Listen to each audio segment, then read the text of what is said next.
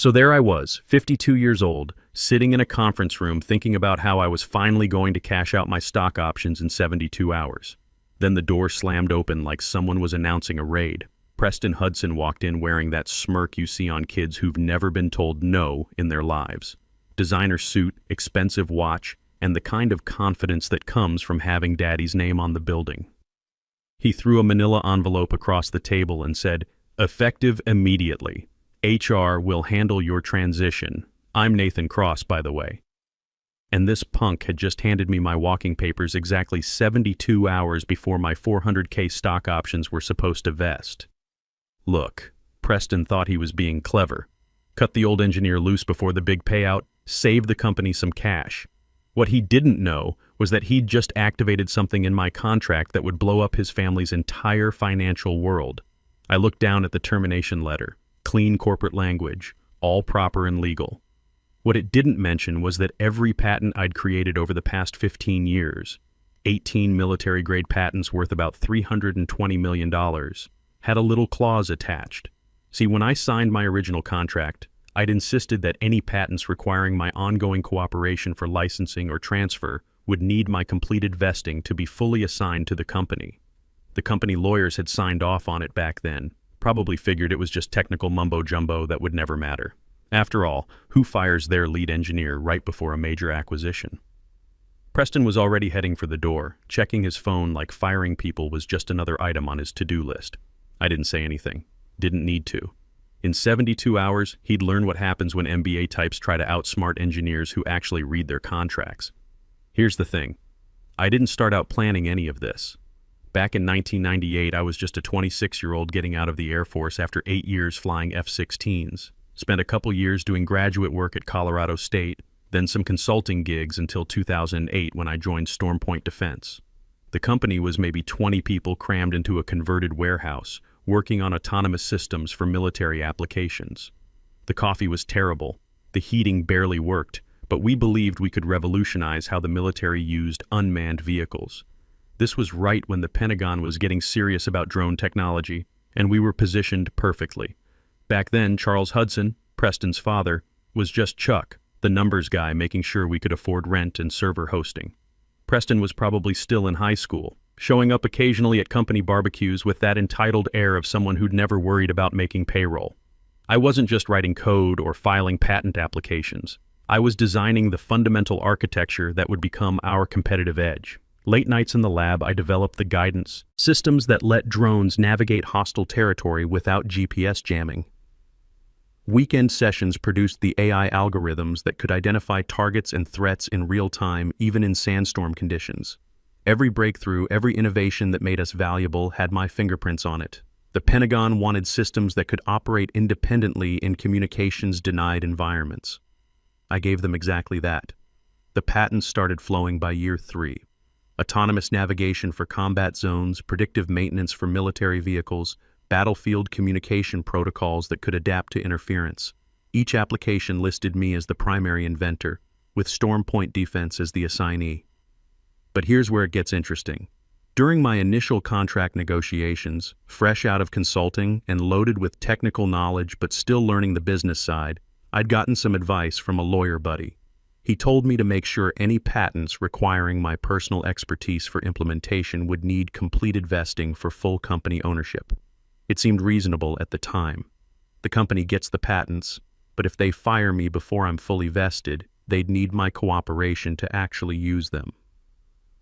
Storm Point's lawyers barely glanced at it. They were more worried about non-compete agreements and salary structures.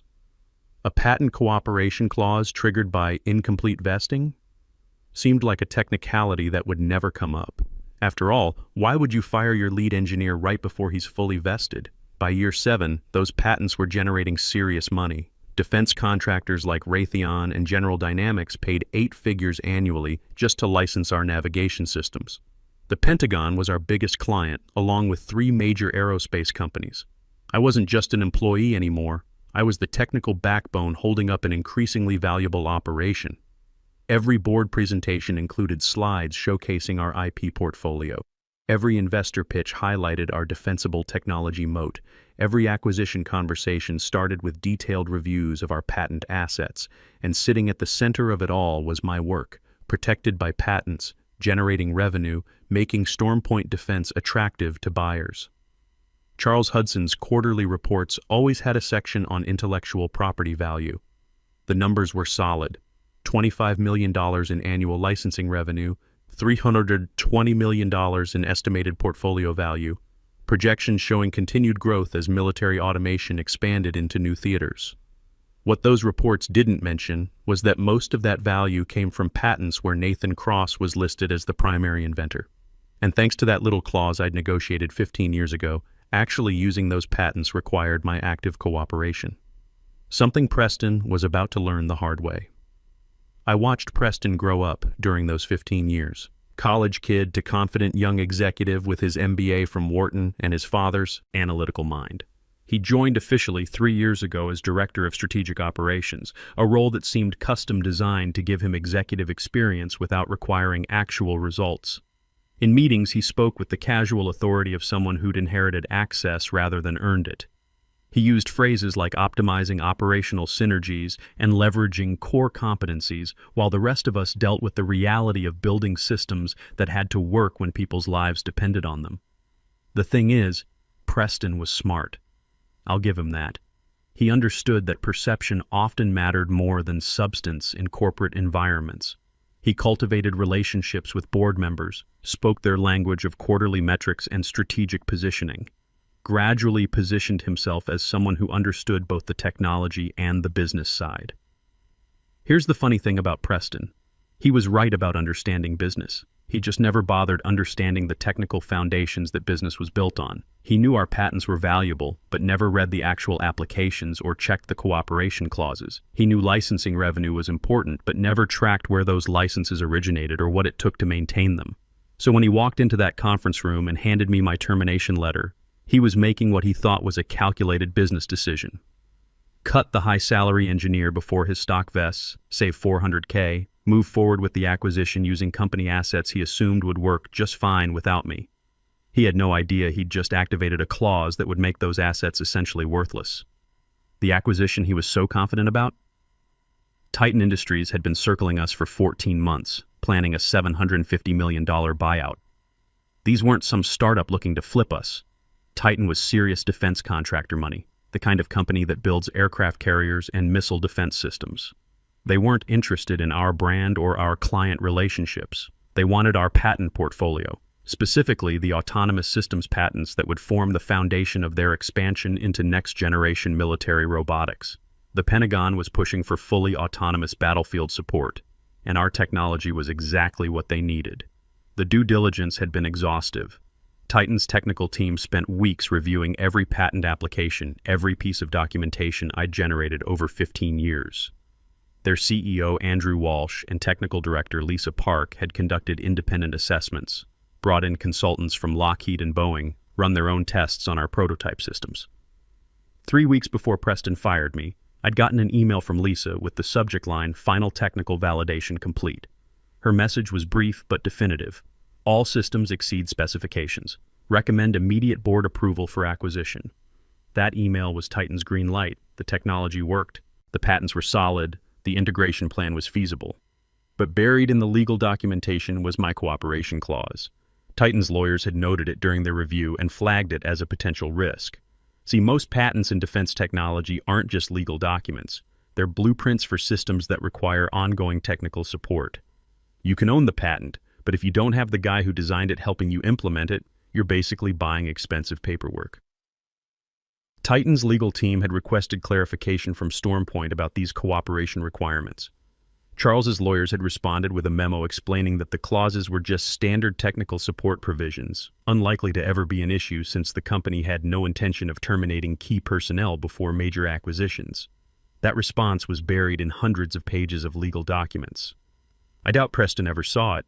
He was focused on the big picture: purchase price, closing timeline, his family's exit strategy. He wasn't reading employment contract details or thinking about what requires inventor cooperation for implementation actually meant in the real world. Look, I should probably mention something here. The morning after Preston handed me that letter, I wasn't sitting around feeling sorry for myself. I was in my home office, and this wasn't just some casual workspace with a laptop on the kitchen table. This was a serious technical environment.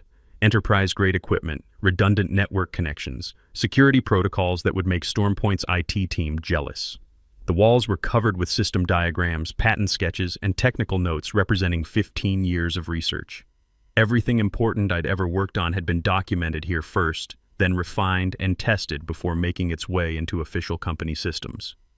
I powered up my workstation and logged into my secure environment.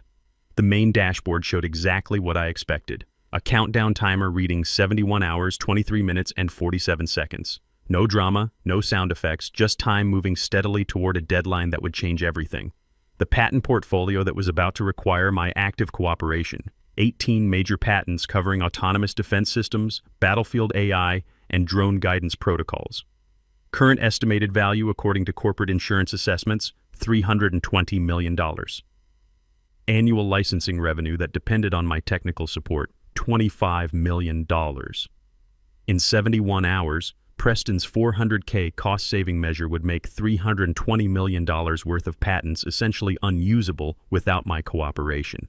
And I wasn't feeling particularly cooperative. Next, I opened a secure folder and began reviewing the technical safeguards I'd built over the years.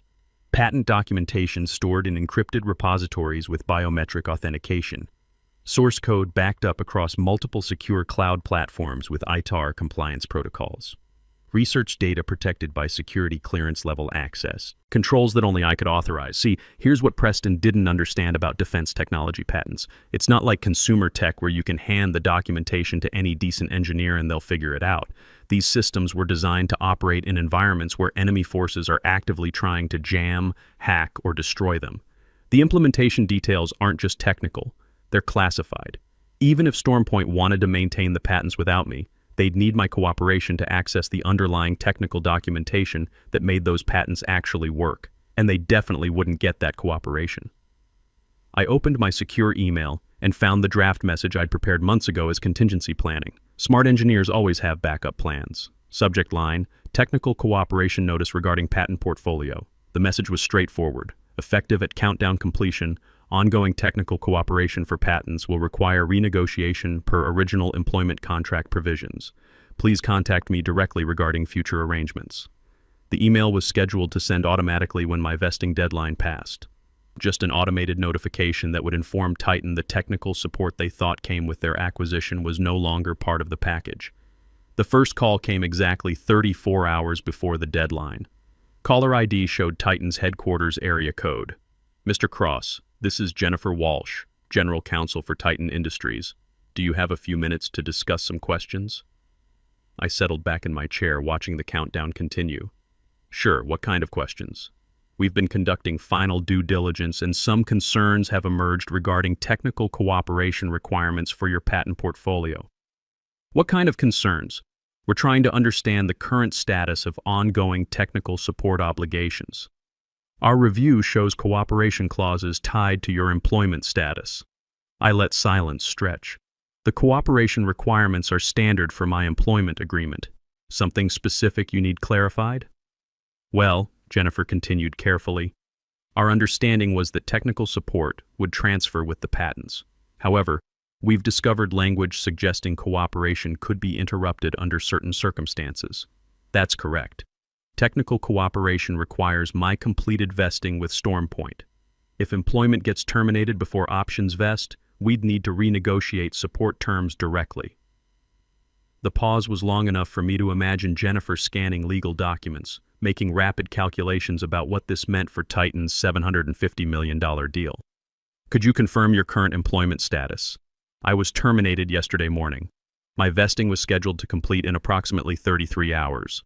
Jennifer was processing that Titan had spent 14 months negotiating to acquire patents requiring separate technical agreements with someone who no longer worked. For the seller, would you participate in a conference call with our executive team this afternoon? I'm available, but the cooperation requirements are contractual. There's no mechanism to extend them without new agreements. The afternoon call included Andrew Walsh, Lisa Park, and Jennifer. Andrew's voice carried controlled tension of an executive watching his acquisition develop complications. Mr. Cross, help me understand the scope. Which patents require your ongoing cooperation? I pulled up my portfolio. 18 patents covering autonomous systems, battlefield AI, and drone guidance. These represent approximately 90% of the technical value in the StormPoint acquisition. Silence. Someone exhaled slowly. Those are the core patents, Lisa said flatly. Without ongoing technical support, implementation becomes exponentially more difficult. That's correct. The remaining patents don't require specialized implementation support. Andrew's voice took on the careful tone of crisis management. Is there any way to extend these cooperation requirements?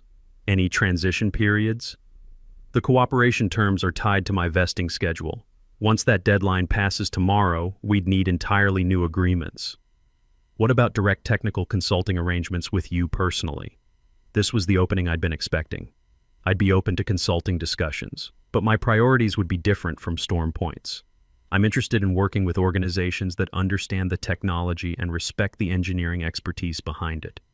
The subtext was clear. Titan's team had always treated me as a valued partner, while StormPoint's leadership had just demonstrated their disregard by terminating me before a major acquisition. We absolutely respect the engineering, Lisa said quickly.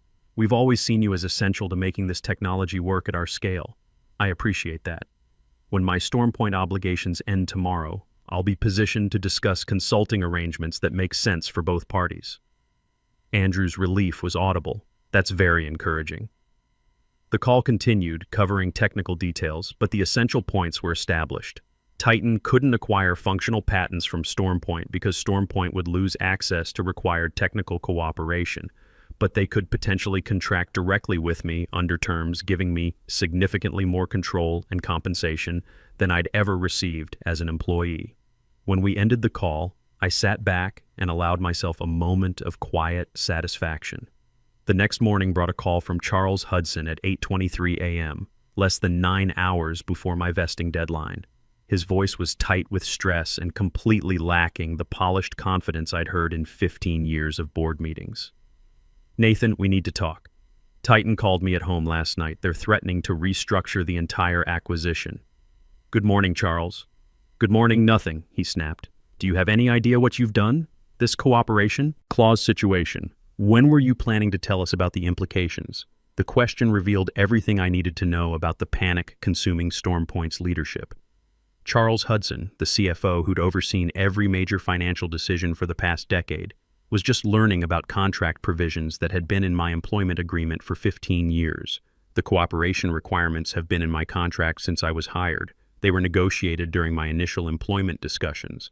Your legal team reviewed and approved them. Nobody remembers contract details from 15 years ago.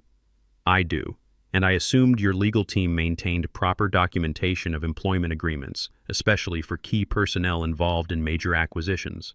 The silence stretched long enough for me to imagine Charles pulling up contract files, scanning legal documents, realizing this catastrophic oversight was entirely self-inflicted.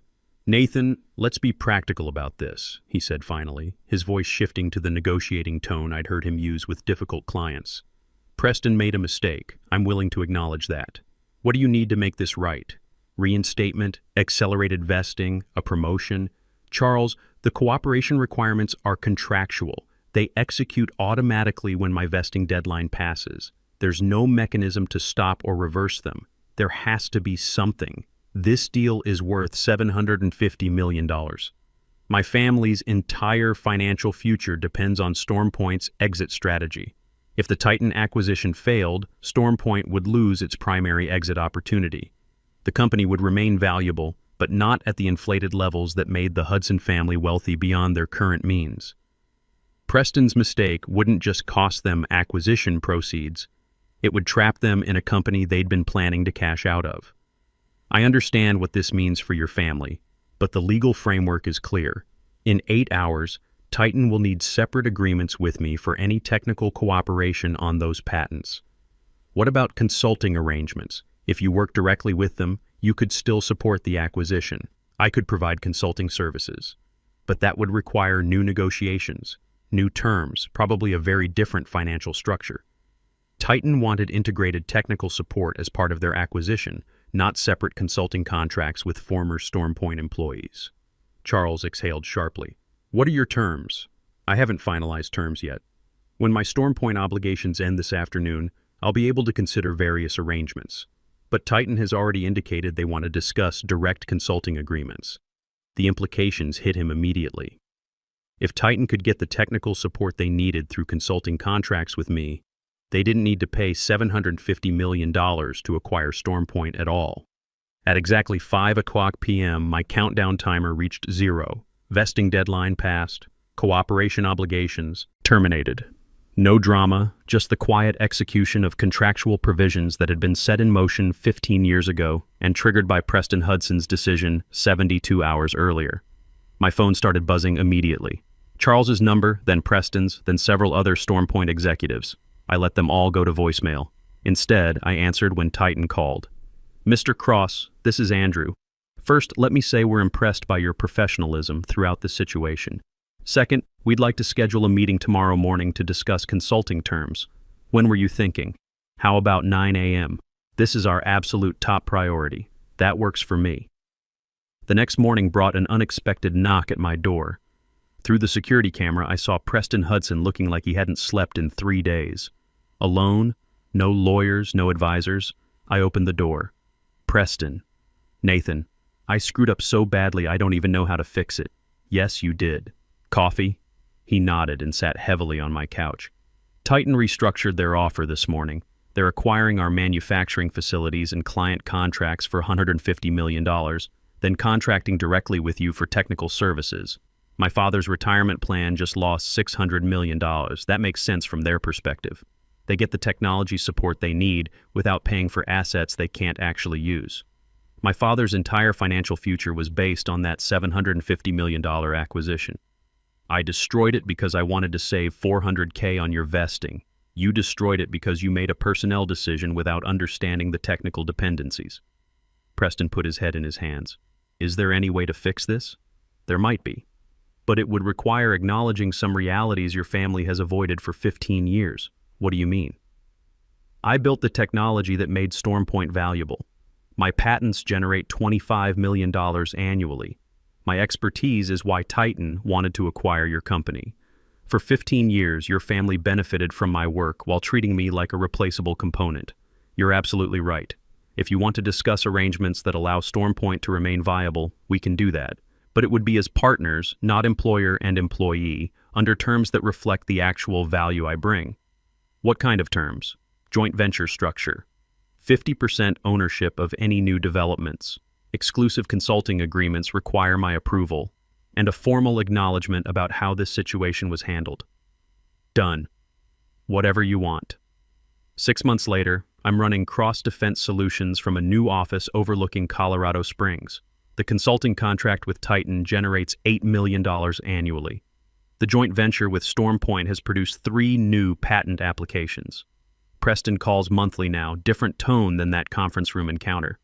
He's learned expensive lessons about respecting expertise and reading contracts carefully.